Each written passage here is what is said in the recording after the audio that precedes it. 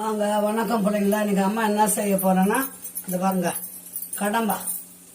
எங்க பையனுக்கு ரொம்ப பிடிக்கும் கடம்பா. அதனால் கடம்பா வாங்கிட்டுருக்குறேன். அந்த பக்கம் இறா கிரேவி முடிஞ்சிச்சு. அவ்வளோதான், அது இறக்க வேண்டியதுதான். இப்போ அம்மா கடம்பா செய்ய போகிறேன். வாங்க வீடியோக்குள்ளே போகலாம். இது ஒரு 50 கிராம் எண்ணெய் ஊற்றிட்டேன். எண்ணெய் நல்லா காயட்டும்.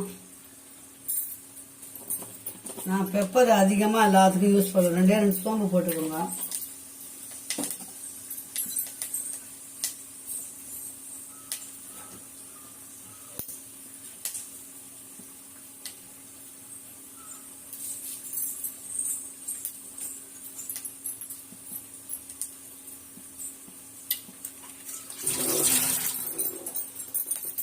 சோம்பு போட்டு வச்சு கருவேப்பிலை போட்டுக்கலாம்.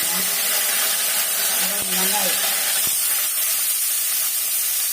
2 பெரிய வெங்காயம் பொடியை கட் பண்ணி போட்டியாச்சு.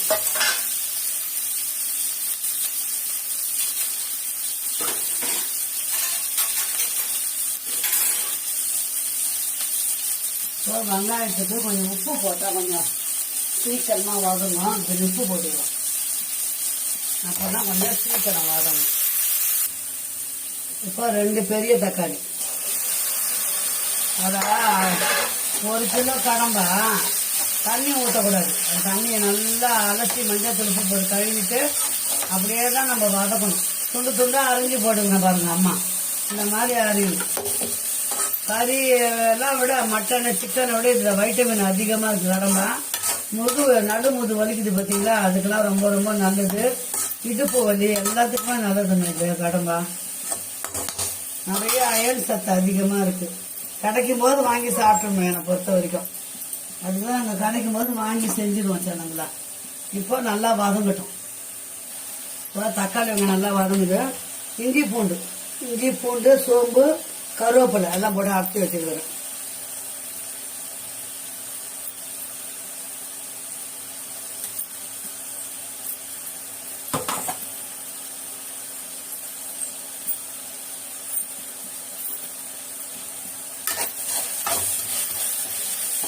மட்டனை விட இது ரொம்ப டேஸ்ட்டுங்க. ஆனால் சத்தும் அதிகங்க இதில். நல்லா வதங்கணும்.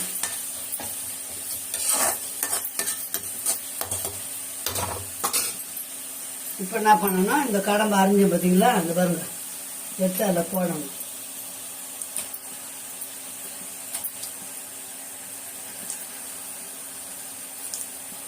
உங்கள் ஊர்லலாம் உங்கள் இடத்துலலாம் கிடைக்குதான்னு பாருங்கள். கிடைச்சா விடாதீங்க, கண்டிப்பாக வாங்கி சாப்பிடுங்க. முக்கியமாக பெண்களுக்கு அவ்வளோ நல்லதுங்க இது.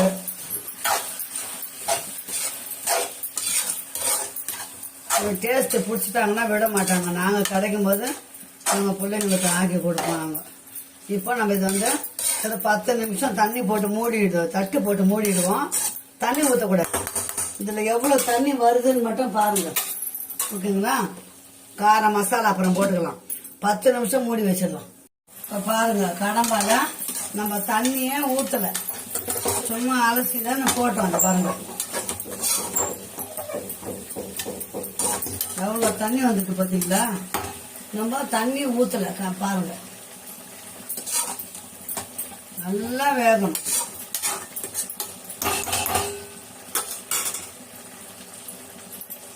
இப்போ இதுக்கு காரம் எல்லாம் நம்ம போட்டுடலாம்.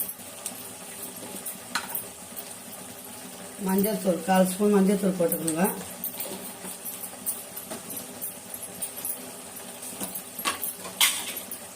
மிளகாத்தூள் 2 ஸ்பூன் போடுங்க.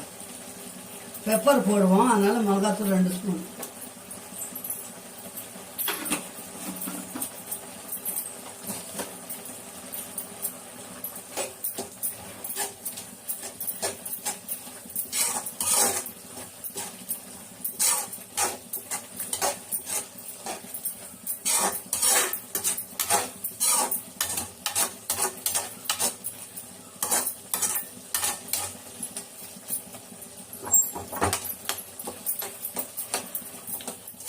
அவ்வளோதான் பண்ணுறீங்களா. இன்னொரு 5 நிமிஷம் அப்படியே வேகணும். வெந்ததுக்கு அப்புறம் தான் பெப்பர் கொத்தமல்லிலாம் போடணும். இப்போ கடம்பா வந்து நல்லா வேகுது. நல்லா சுடணுங்க. இந்த தண்ணி ஃபுல்லாக சுடணும். நாம் அரை டம்ளர் தண்ணி கூட ஊற்றலை, அதுலேயே நீர் விடும். அலசி போடுறோம் பார்த்தீங்களா, இதுக்கு நான் ஜல்லையில் வச்சு தான் அலசி வச்சு போட்டேன். நல்லா வதங்கணும், வதங்கினா தான் அது வந்து நல்லா வேகும். இது கொஞ்சம் லேட்டாக வேகக்கூடிய பொருள். இன்னொரு 5 நிமிஷம் நல்லா வேகட்டும் பிள்ளைங்களா. கொத்தமல்லியும் மிளகு தூளும் போடணும். இப்போ 10 நிமிஷம் ஆயிடுச்சு. இப்போ இந்த கிரேவி எப்படி இருக்குன்னு பார்க்கலாம். கடம்பா கிரேவி. கொத்தமல்லி போட்டேன் பிள்ளைங்களா, நான் கொத்தமல்லி போட்டேன். நீங்கள் கொத்தமல்லி இறக்குற சீனி போடுங்க.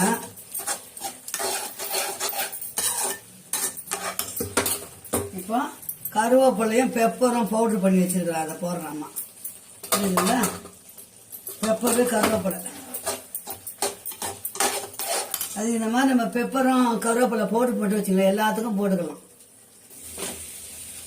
மீதி மீற கருவேப்பிலை எல்லாம் தனியாக காய வச்சிருவேன். நான் காய வச்சு அதில் ஒரு 50 கிராம் மிளகு போட்டு பவுடர் பண்ணி வச்சிருக்கேன். அவ்வளோதான் பிள்ளைங்களா, சூப்பரான கடம்பா ரெடி ஆயிடுச்சு. ரசம் வைக்கணும். கடம்பா ரெடி ஆயிடுச்சு. உப்பு டேஸ்ட்லாம் இருக்குதான்னு பார்த்துக்கலாம். எப்படி இது 1/2 மணி நேரம் ஆகும் பிள்ளைங்களா செய்யறதுக்கு. கடம்பா வந்து கொஞ்சம் ரப்பர் மாதிரி வேகும், லேட் ஆகும். சிறுவை தான் வச்சிருக்கிறேன், பார்க்கலாம்.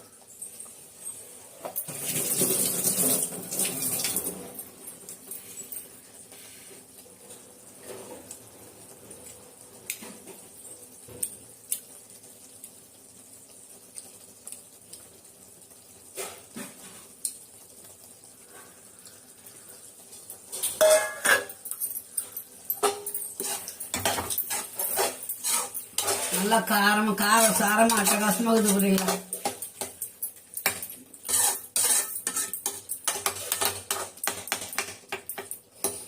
மிளகு போட்டேன் இல்லைங்களா, கொஞ்சம் காரம் தான். சளி பிடிச்சிருக்குது, மழை காலத்துக்கு ரொம்ப நல்லது, நண்டு மாதிரி இருக்கும். ஓகே சொல்லுங்களா, பாய். ரசம் வைக்க போறேன். இந்த கடம்பா வீடியோவை இதோட முடிச்சுக்கலாம். ஓகே பாய் சொல்லுங்களா.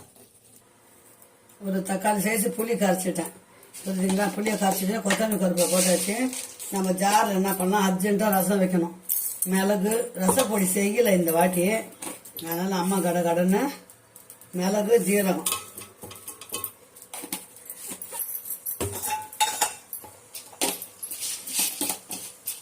ரெண்டும் போட்டு கொஞ்சம் குறைப்பா அரைச்சின்னு வந்துடலாம். ரசம் வந்து 2 தக்காளி இதில் போட்டிருக்கிறேன். கொஞ்சம் முடிஞ்ச வரைக்கும் கொஞ்சம் அழுத்தி கரைச்சிக்கலாம்.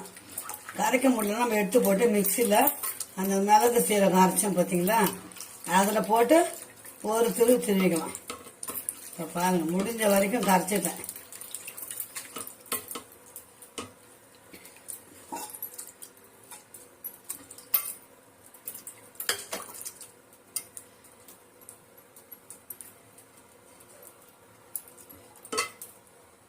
இதெல்லாம் உப்பு போட்டோம்.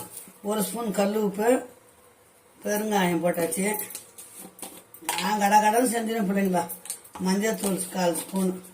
இப்போ அந்த மிளகு சீரகம் அரைச்ச பார்த்தீங்களா, அது கூட இதை போட்டு அரைச்சின்னு வந்துடலாம். ஒரு பூண்டு, இப்போ மிளகு சீரகம் அரைச்சோமா அதுக்குள்ள பூண்டை போட்டுக்கலாம்.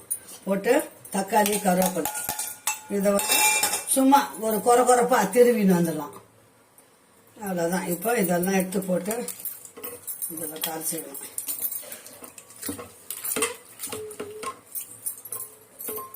இந்த ரசமே சூப்பு போல குடிக்க நல்லா இருக்கும். இப்போ நம்ம தாளிச்சு கொட்ட போறோம். அவ்வளவுதான், ரசம் வேலை முடிஞ்சுது. பார்த்தீங்களா. இப்போ அம்மா வந்து தாளிக்க போறேன்.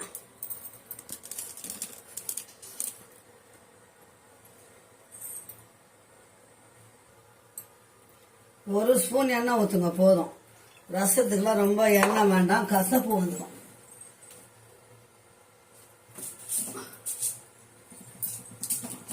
கொஞ்சம் ஸ்பீடாக வச்சுக்குவோம். 2 வெந்தயம் போடுங்க. வெந்தயம் போட்டு தாளிக்கும் போது கொஞ்சம் ரசம் கொஞ்சம் நல்லா இருக்கும். இந்த வெந்தயம் வாசனை, கடுகு, வரமிளகாய்,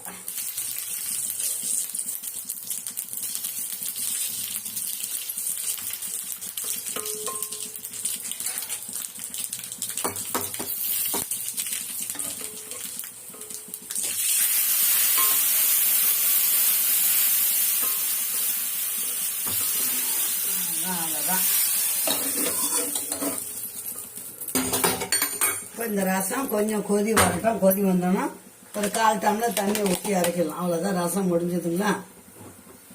ரசம் 1/4 டம்ளர் கொதி வரட்டும். 1/4 டம்ளர் ஊற்றிடலாம்.